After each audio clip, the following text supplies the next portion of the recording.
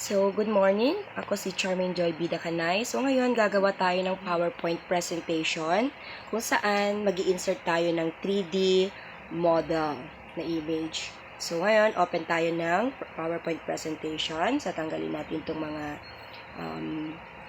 click to add title dito.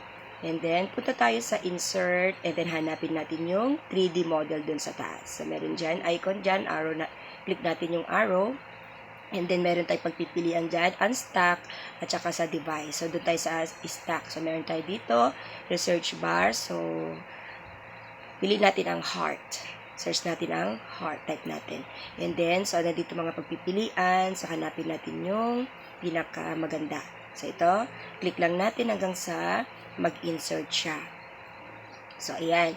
So, pwede natin yung i-zoom. So, madami siyang mga angle na sa taas. So, pwede natin i-zoom ang ating 3D model. So, kung nakikita nyo, mayroong icon sa gitna na pwede nating iikot ang ating 3D model. Galaw lang natin siya. Ayan. So, iikot ng ating 3D model. So, ang ganda kasi makikita lahat ng angle ng ating model na heart. Okay, so meron din tayong dito icon na pan and zoom. So, pwede nating ilapit, i-zoom in, at i-zoom out ang ating 3D model. So, pwede din natin yan tanggalin. So, ayan, mag-duplicate lang tayo para ipakita natin yung different angle ng ating model. So, hanggang sa maikot natin siya. Ayan, so duplicate lang natin. Duplicate tayo ng mga 6 na template or 6 na slides. Pagkatapos natin ipakita lahat ng angle ng ating 3D model, so ipi-preview natin siya mamaya. Ayan. Okay, galaw lang natin yung icon na nasa gitna para maikot natin ang ating model. Ayan.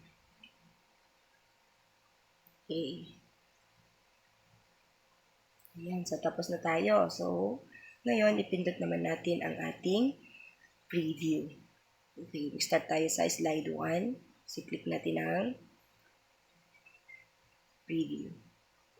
Ayan, so click lang natin. Click, click, click. Ayan, so parang siyang umiikot. Okay guys, so ito po ang aking output para sa ating inserting 3D model sa ating PowerPoint.